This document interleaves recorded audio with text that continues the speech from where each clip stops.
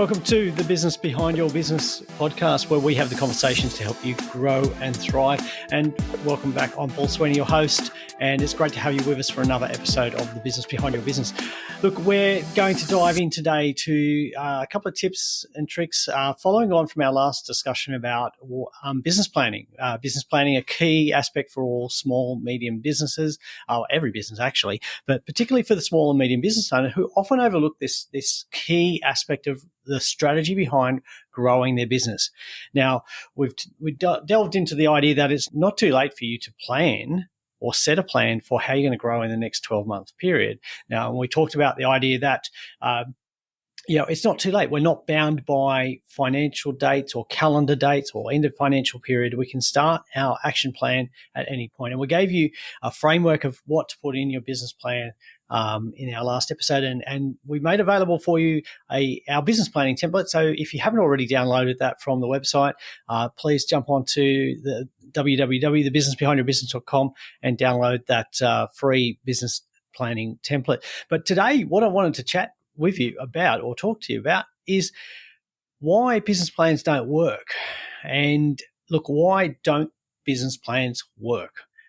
There's a number of reasons, and I've narrowed it down to 5 key reasons why business plans don't work.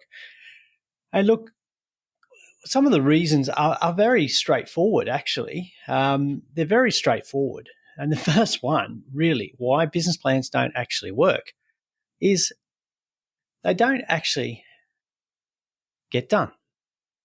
You don't actually have a plan. So that's the first reason why your business plan is going to fail. The first reason it's going to fail is you don't actually have a plan. You haven't committed to doing a plan. You've got a nice idea. You've got a goal, but you haven't really worked out how you're going to make that goal happen. You don't know where you're starting from. You don't really know exactly where you want to be, and therefore you don't know the actions you've got to take and the steps you need to take in your business to get from where you are now to where you really want to be. Whether that be in 12 months' time, 3 years' time, 5 years' time. But if you don't actually make a plan for how you're going to move forward, it's not going to work. You don't have a plan. And that's the main reason. Well, that's the primary reason that a lot of business plans never get off the ground. They don't actually happen. They're not made. So we want to get away from that idea. And the second one we want to look at here is that why do business plans fail? And the key reason here is that they don't contain enough specific actions. They're not specific actions because they're not related to specific goals and targets. So one of the things that I get told often when I'm working with a business owner is I ask them the question, are you happy with the financial results from your business? And a lot of the time, people say, yeah, it was a pretty good result, but it's not great. I couldn't do better and I'd like to do better. So I asked them, how much better? How much better would you like your results to be? I said, I'd just like a little bit more profit. Well, how much is a little bit more? So it's very easy to make a little bit more. Are we talking about $100 or $500? But how much more do we need to grow our business? So we need to set some more specific goals. So if you're setting some specific goals, it's a lot easier to work for. So let's say I often hear this example of the swimmer training to be in the Olympics, and there's a qualifying time that they have to reach. But the Olympics is 3 years out. So they need to be able to be swimming at that qualifying time in 3 years' time when the Olympic qualifiers come up. So they are not going to instantly go from where they are now to where they're improving, but they're going to set some goals around how much they need to have improved at each time frame. In 6 months' time, what improvement are we looking for? And then we can drill down into what training techniques need to improve, or what strengthening work needs to happen, or maybe there's a change in diet because they're running out of energy at key moments. But you can work on those progressive things. So if we set this big goal, we may not actually get to it straight away, and we easily get disheartened or disillusioned, or just think that, I'm not going to get that. So let's just put that to a side and not deal with it. But let's have some specific goals, which are a lot easier to manage. Because if we break it down into smaller steps, so what we call milestones, then it's a lot easier to track your progress and say, hey, I only need to get from A to C this time, not A to Z. Okay, and getting from A to C, I can measure that I've actually achieved those steps and I've achieved those outcomes, and it's a lot easier to manage. It also means that you can celebrate those small wins as you go along. So celebrating the small wins. So if you set some specific goals, you can actually pinpoint what actions you need to take that relate to those goals. And if you break those goals down into smaller chunks, you can break your actions, your stages, your steps you need to take into smaller, identifiable, manageable tasks. And then you can measure the outcomes of those steps, the individual steps. And it also means that you can course correct a lot quicker because you're not trying to do the whole thing. You're only managing small steps, small parts of the process, and you can easily adjust and refine those smaller steps than to do a massive overhaul of the whole project because something's not working. Helps you pinpoint as well what part of that process is not actually working. So having specific goals makes it so much easier to pinpoint the steps you need to take and to action on it. Okay. And then that's that key word again, action. You might have heard me mention that our business plan is actually an action plan. It's an action plan. And that's the key word there, action. Because another reason that business plans fail is you fail to implement your plan. Okay, the first step was you didn't actually make a plan. They say failing to plan is planning to fail. Okay, you didn't make a plan, so it's going to fail. Second thing is not being specific about your goals. And then if you're not specific about your goals, you can't be specific about the actions you need to take, and then you can't measure how successful it is. But the third thing is failure to implement your plan, failure to act, failure to do those action items that we had identified are necessary for you to reach your goals. So failing to implement your plan is the next reason that business plans fail. It's for failure to implement, failure to act. And that's why it's important to have those manageable tasks spelled out in your action plan. So that's why I was saying break that big objective, break that big task down into smaller stages. It's a lot easier to manage. It's also easier to say, well, hang on, if you give that one huge project responsibility to one key person in your organization, they can easily get overwhelmed, or it's going to just take up so much of their time. But if you break it down into smaller stages, it might not be that one person needs to do all of that stage. They could actually delegate or get the involvement of other team members or other resources to really move that forward.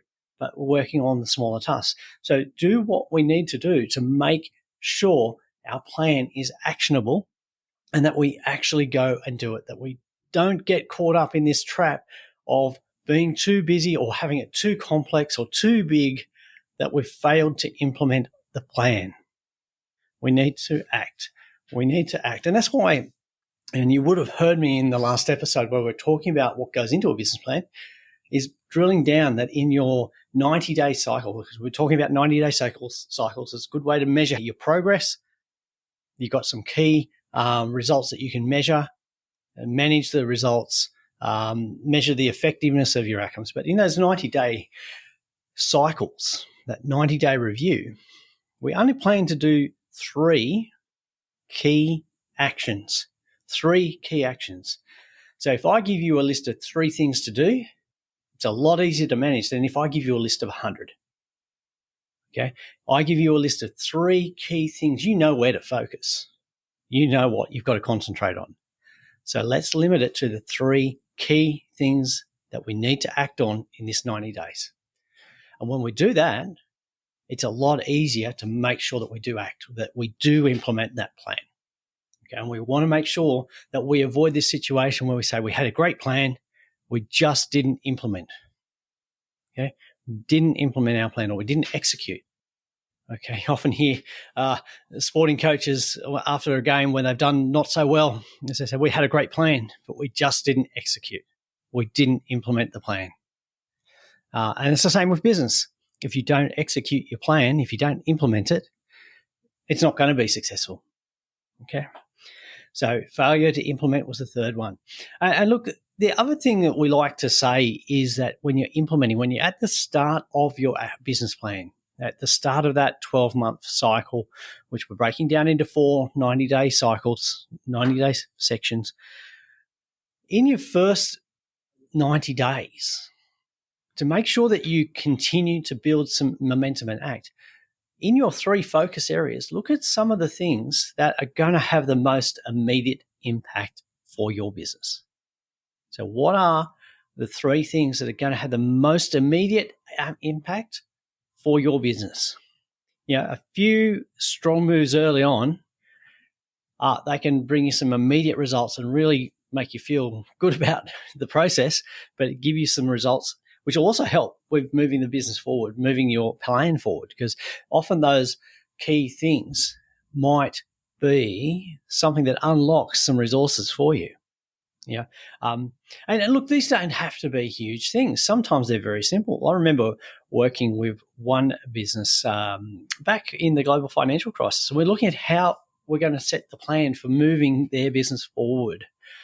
And one of the key things, and look, this comes up in my big 3 that I hear from business owners, is cash flow, profit, employees. And we're dealing with all of those 3, but we could, so cash flow, sales, and employees. Sorry, let me correct that, because they're the 3 key things that influence your operations. But cash flow wise, we're looking at, well, how can we improve the cash position without having to borrow and without having to sell more, without having to do more, because sales activity was lower. It was restrained because of the global financial conditions and the crisis there, and a lot of wariness. So people weren't committing to new projects, to new expenditures. So we couldn't increase the sales level at that point. But what we could do is improve the cash flow. And so we picked one really simple change to make. And that was we reviewed their process of how they sent out their invoices. And what we discovered was their invoices had this term on there which was said net 30 days. Now, if you talk to somebody in the finance industry, they'll understand what that means straight away. But most people and a lot of business owners don't have a clue what that means. Okay? Doesn't mean anything to them. Does it mean 30 days from when you get the product or the service, or 30 days from the end of the month, or 30 days from when I feel like paying you? What does it actually mean? So we made one key difference there. We changed that term, or we got rid of it, and we actually put a specific date that they wanted their customer to pay them by. We didn't just say due in 14 days. We said we actually put the date, which is 14 days after the date of the invoice. And the big impact for them was we improved the time it took their average customer to pay from 66 days to 33 days with that one small change. So we built some momentum. We also improved their cash flow, gave them a bit more resources to be able to implement the rest of their plan. And did we celebrate that success? Certainly, we did. We helped them celebrate and realize, hey, we can make some changes here and they're going to be effective, and it's going to really improve the way we do our business. So let's keep going and make some more headway into our plan and see how much more benefit we can reap for our business. So we were doing those things. And that's great. Well, we got some early momentum though. So make sure you get those early momentums, those quick wins in there to keep acting on your plan, to keep making sure that you implement those action plans. The fourth thing here is often we have these great plans, and as business owners, often you are the key person in your business. And you're the key decision maker for pretty much everything. For sales, for ordering, for strategy, hiring, firing, payroll, finance. You're the key decision maker. And some of those decisions you keep pretty close to your chest, which is not always the best thing, particularly if you're trying to move yourself out of a dependency where the business is so dependent on you that the business doesn't exist apart from you. But often we're very much keeping all of those things close to our chest. And it's the same with your business plan. You might have come up with the great plan. You might have used our template, but you haven't told anyone. You haven't told anybody in your team or any of your employees what's going on, what's changing. And when you don't tell them, there's no accountability in place. There's no accountability. if you haven't told anybody that you're going to do something, well, you're not actually responsible for it. And if you don't actually do it, nobody cares because nobody knows. Nobody knows that you're planning to do these things. But if you build in place some accountability into your process, letting some key employees know of maybe not even the whole plan, but maybe just some key actions that need to happen. The key strategy might be we want to improve our efficiency of our sales process. So what do we need to do? And that's why we're going to bring in somebody to help us improve our sales. Okay, so rather than the guy turning up on the door and the staff being called in for training and say, right, we're doing some sales training today. And they go, why? I should be out there selling. You've told them that there's an issue with our sales. We're not converting at a high enough level that we need to. We've identified that.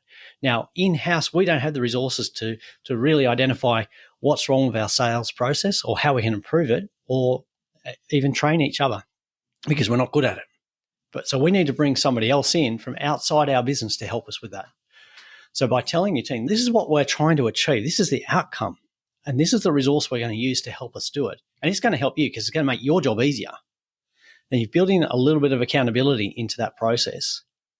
And then they're going to say, hey, we went to this training, we invested our time in it, and we need to do it. But you're not giving us the resources to make this happen. So it's back on you as the owner to say, oh, okay, yeah, you're right. I said we were going to improve our sales. We invested in this training, but I'm not giving you the support or the runway to do it.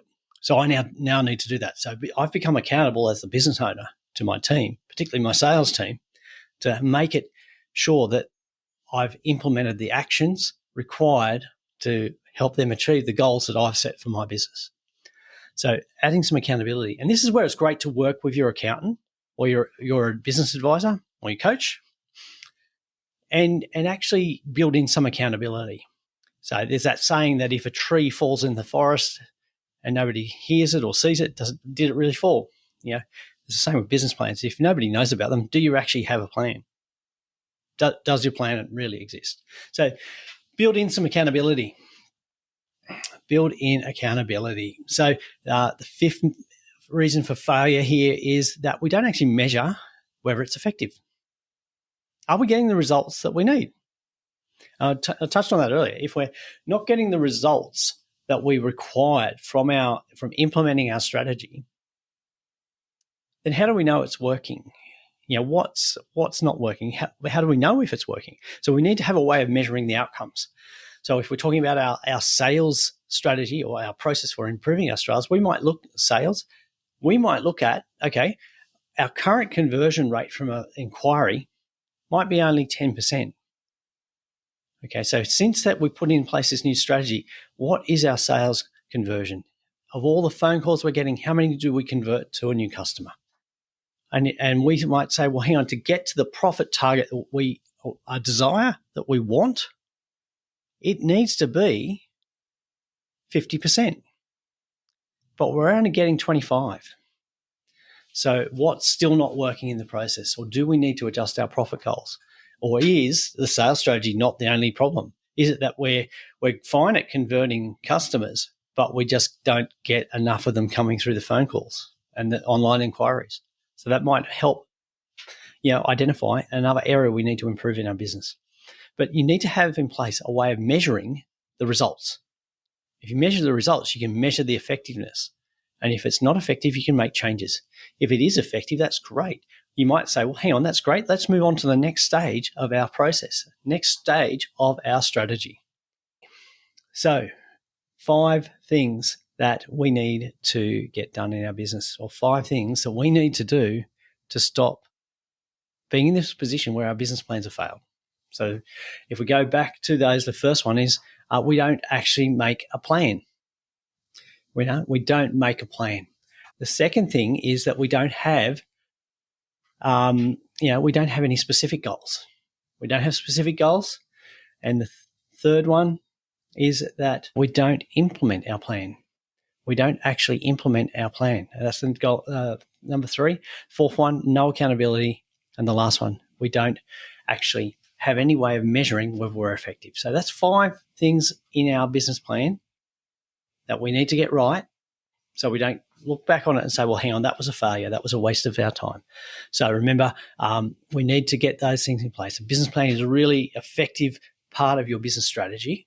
Okay, and it doesn't have to be complicated. Remember, we've got the template available for you to download from the website, www.thebusinessbehindyourbusiness.com. But you need to act. You need to make it happen. Remember, failing to plan is planning to fail. We want you to grow your business, so make that plan. It's never too late. Go back and listen to the last episode. Never too late to put in place your business plan. But we want to avoid these 5 things that cause business plans to fail that we just talked about. So I want to thank you for listening. And look, if you are a regular listener, thank you again, because that's really encouraging to us that you are continuing to listen to the podcast and supporting us in that way. It's great to see that you are listening to us and that we are providing some useful, helpful resources to you to help you grow your business. And look, if there is somebody that you know that could also benefit, then please share the podcast with them, share it with them, show them how to access the app, how to subscribe to it in their podcast app that they use. Go and show them on their phone, help them find us, help them find the business behind your business, because we want to share those conversations with as many business owners as we can, because we want to get those resources out and the tips and tricks to help people grow better businesses, more time to enjoy the things in life that really matter, because they're running a great business, a thriving business without the stress. So please keep listening. Please keep listening, and make sure that if you haven't already subscribed, that you do that in your favorite podcast player. And look, if you prefer to, if you're a visual person, then we're also sharing the podcast on YouTube. So it's available for you to watch and consume in that format as well. And look, at any time, if you've got any questions that you would like to see answered on an upcoming episode, we'd love you to send that to us at podcast at thebusinessbehindyourbusiness.com, or follow the link in the show notes. So thanks again for listening. I'm Paul Sweeney. Have a great day.